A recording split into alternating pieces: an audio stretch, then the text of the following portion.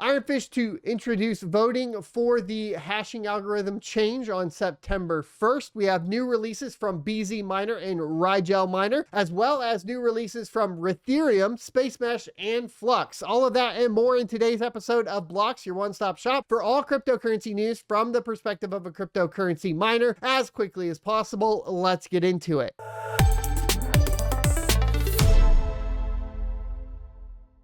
In the latest weekly miners call for IronFish, several options of changing the mining algorithm were proposed. These options include modified ETH v3, ETH hash with EIP 3372, Autolycos v2, and ProgPal. The purpose of this change is to make the algorithm more resistant to ASIC mining. The team is also open to considering other suggestions from the community. To move forward, the team plans to update the original Discord thread with summaries from the previous two miner calls and the top algorithm options.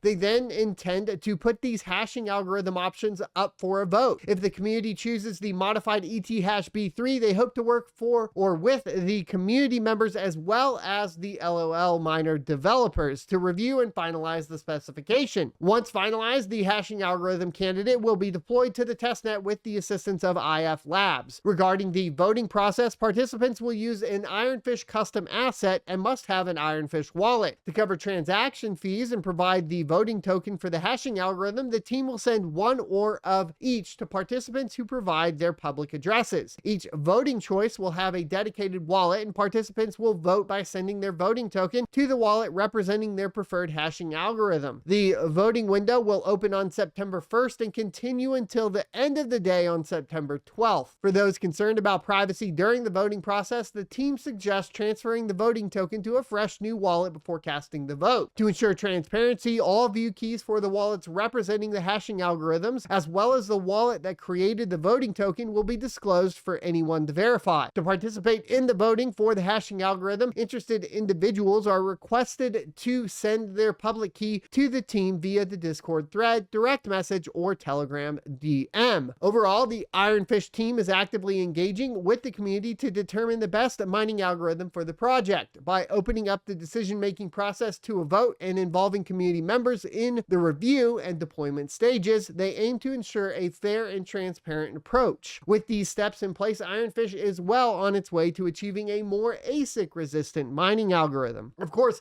ASIC resistance is always a point of contention, and if we look at the four options that are presented to us, there's really only one option that we know has no signs of FPGA or ASICs, and that is ProgPal. However, there's a ton of complaints about the power consumption and heat involved with ProgPal, so a lot of people are leaning towards the ETH hash v3, at least from the mining pool side of things, because of its easy implementation on the mining pool side. I think from the actual miner side, Autolycos v2 makes a lot of sense for the GPU miners in general, because while there is, hints of the FPGAs coming on to the network, they aren't super competitive.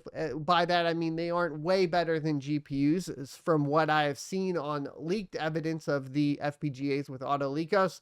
And then of course the ETH hash with EIP 3372 would be more likely to have ETH hash ASICs on it as well in the future. So keep all of that in mind. Let me know which one you're voting for down in the comment section below and the reason why. Moving on, in the latest release of BzMiner version 16.0.3, there have been some notable improvements and fixes. The developers behind BzMiner have continued to listen to user feedback and have made necessary adjustments to make this release better than ever. One of the improvements in this release is a slight enhancement to Ethereum, which is sure to please users who utilize this particular feature. Additionally, there has been further improvement to Ethereum when used in conjunction with Radiant. The previous issue of Ethereum causing the GPU to hang or crash on NVIDIA 10 and 20 series cards has also been resolved in this update. Users can now use Ethereum with confidence, knowing that this issue has been effectively addressed. Furthermore, the issue of the GPU hanging or crashing when using Ethereum in combination with Radiant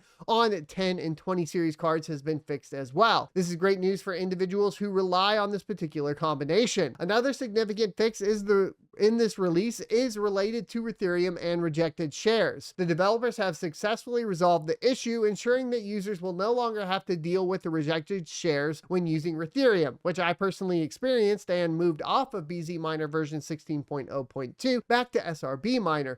I'll have to give 16.0.3 another chance. One of the notable improvements in this version is the optimization of various algorithms. The following algorithms were optimized: Ethereum and Ethereum with Radiant, Zilliqa, Ergo, and Ergo with Radiant, including ETC hash, ETHW, Octa, and Canxium. These enhancements aim to provide users with smoother and more efficient mining experiences. Additionally, in the previous release, a potential crash issue with the Ethereum on RX 580 GPUs was addressed and fixed. This fix ensures that users of the RX 580 GPUs will no longer experience crashes when using Ethereum. Overall, feedback is welcome and encouraged by BzMiner development team. This demonstrates their commitment to continually improving the software and providing users with the best possible mining experience. In the latest update of Rigel 1.7.2, exciting new features have been added to enhance your mining experience. One of the notable additions is the support for Ethereum plus Ethereum and Ethereum plus Ethereum plus Zilliqa mining. This means that users now have the option to mine those cryptocurrencies alongside Ethereum. To make the process easier for users, a dual Ethereum Ethereum bash script has been included. This script allows users to configure and optimize their mining setup for both Ethereum and Ethereum simultaneously. By utilizing this script, miners can maximize their efficiency and profitability. Additionally, the Ethereum plus Radiant performance for 30 series and 40 series GPUs has been improved. This enhancement ensures that miners with these specific graphics cards can achieve higher hash rates and better overall performance when mining Ethereum with Radiant. The update also focuses on improving the performance of Ergo with Radiant, Ethereum, and Kaspa. These enhancements aim to optimize the mining efficiency and hash rates when utilizing Ergo coin in conjunction with Radiant, Ethereum, or Kaspa. Despite these exciting new features and improvements, it's important to note that there are some known issues that users should be aware of. Specifically, when using Ergo dual modes, the hash rate improvements are only seen when the dual ratio is locked in the command line parameter dual mode A12:RXX. Auto-tuning may incorrectly pick low ratios, resulting in poor performance. Therefore, it is recommended for users to manually set the dual ratio to ensure optimal mining performance. As the Rigel team continues to develop and refine their mining software, users can expect further updates and improvements to enhance their mining experience. Now I want to bring your attention to a recent update by Rigel on Ethereum Geth. Just 19 hours ago, they released version 1.12.1, and it seems like it's a hotfix to address a specific issue. The hotfix is labeled as C82CB25, and it aims to fix a problem related to how the chain handles previous uncles. From what I understand, these uncles were causing some invalid block errors that were being thrown. This update seeks to resolve that issue and ensure smoother functioning of the chain. Now, I'm not an expert on the technical details, but this fix appears to be an important one. Handling uncles correctly is crucial for maintaining the integrity and stability of the blockchain. And when errors are thrown, it can have various negative impacts on the system. Fortunately, J.A. Birchall has been proactive in addressing this issue. By releasing this hotfix, they are taking the necessary steps to rectify the problem and improve the overall performance of Ethereum Geth. It's worth noting that developers and users alike rely on updates like these to keep their software up to date and ensure a seamless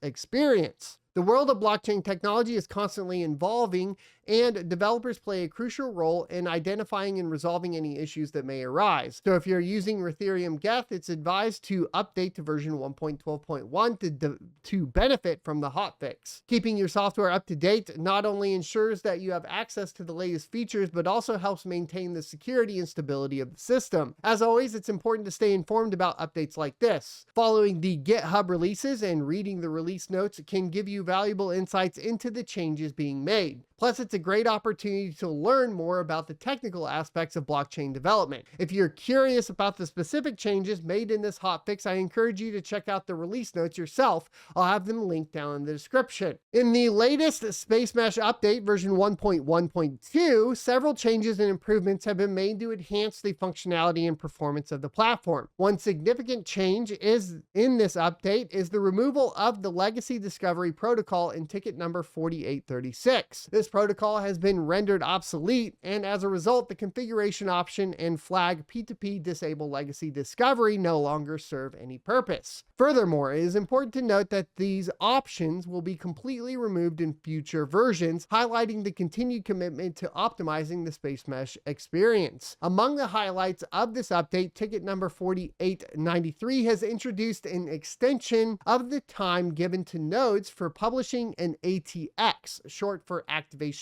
transaction. Nodes are now granted a longer period before the start of a new proof of elapsed time, POET for short, approximately 12 hours on the mainnet, to publish the ATX in order to be included in the upcoming POET round. However, in the event that a node misses this deadline, it will still have the opportunity to publish an ATX and receive rewards for the subsequent epoch, albeit skipping one round. In terms of new features, ticket number 4845 has introduced an API that allows users to fetch information about opened connections. This provides a convenient way to obtain real-time data about the network, allowing for more efficient monitoring and analysis. Several improvements have been made in this update as well. Ticket number 4882 focuses on the optimization of caching, increasing the cache size and introducing the ability to configure the data store parameters. By enhancing these elements, the performance and responsiveness of the Space Mesh platform are greatly improved, ensuring a smoother user experience. In ticket number 4887, it addressed a crucial issue that caused crashing during API calls. With this fix, users can now enjoy a more stable and reliable interface when interacting with the Space Mesh API. This improvement contributes to the overall robustness of the platform, allowing for uninterrupted utilization of its various features and functions. Additionally, ticket number 4871 brings forth an enhancement that adds jitter to the speed out requests for obtaining POET proof and submitting challenges. This implementation introduces a randomized delay in requests, making the process more distributed and reducing the likelihood of congestion or bottleneck. By spreading out these requests, the load on the network is effectively managed, resulting in a more efficient and reliable transmission of data. Overall, the version 1.1.2 update for Space Mesh introduces important changes and improvements to the platform. With the removal of the legacy discovery protocol, the extension of the ATX publishing deadline, and the introduction of new features and optimizations, users can expect a more seamless and efficient experience when utilizing Space Mesh. These updates demonstrate the ongoing commitment to enhancing the functionality and performance of the platform, ensuring that Space Mesh remains at the forefront of decentralized systems. Finally, the Flux update version 4.10.0 was released 2 days ago by the trunk. This update includes 2 commits to the master since its release. One of the main features of this update is the support for V7 application specifications in the marketplace. This means that the marketplace now has the capability to handle applications that are built using the V7 specifications. In addition to the marketplace update, a new Flux message called Flux App Removed has been introduced. This internal message is broadcast to the Flux network whenever an application is removed from a node. This update is significant as it improves the accuracy of the application locations within the network. With this improvement, users can now have a better understanding of where their applications are located within the Flux network. Another improvement introduced in this update is related to the testing of UPnP support. A test known as Flux UPnP mapping test is now conducted on the API port +3. This test is designed to avoid interfering with the ports in use by FluxOS. By conducting the test on a separate port, the developers ensure that the testing process does not disrupt the normal functioning of FluxOS. In a previous version, firewall port adjustments were conducted regardless of whether the firewall was active or not. However, in this update, firewall port adjustments are now only conducted in the firewall as active. This change enhances the efficiency of the firewall by reducing unnecessary port adjustments and ensuring that adjustments are made only when required. Furthermore, this update includes the addition of language pre-selection to script handlings on port adjustments. This means that the language used for the script handling can now be pre-selected, providing users with a more seamless and personalized experience. By allowing users to choose their preferred language, the Flux update aims to increase user satisfaction and ease of use. Moreover, the developers have taken an additional precaution when handling firewall port adjustments. These precautions ensure that the adjustments are carried out smoothly and without any unintended consequences. By implementing these precautions, the developers strive to provide a safer and more reliable experience for users when making changes to their firewall settings. The Flux IP changed messages have undergone improvements in this update as well. These messages are used to notify users when there is a change in their Flux IP address. The improvements made to the messages enhance their accuracy and reliability, ensuring that users are promptly notified of any IP address changes within the Flux network. Lastly, some corrections have been made to a few API paths on the syncing service. These corrections address any issues or errors that were present in the API paths, ensuring that the sync things service functions smoothly and efficiently. Overall, the Flux update version 4.10.0 brings several enhancements and improvements to the Flux ecosystem, from added support for v7 application specifications in the marketplace to improved accuracy of application locations and better testing of UPnP support. This update aims to provide users with a more seamless and reliable experience. With additions like language pre-selection, enhanced Flux IP changed messages, and corrected API paths, this update strives to address user needs and optimize the functionality of Flux OS. So there you have it today, guys. That is quite a bit longer episode of Blocks than usual because we had a lot of news to get covered. And let me know what you guys think down in the comment section below about all of this. Lots of new changes and exciting stuff happening within the mining scene, specifically as it pertains to, GPU mining. So I look forward to that. If you'd like to see my daily moves, you can join me over at sonofatech.locals.com. Links down in the description. If you'd like a free month of supporter status on my locals, you can get that with a purchase of my crypto mining e-course at sonofatech.com. Thanks for watching, and I will see you next Tuesday.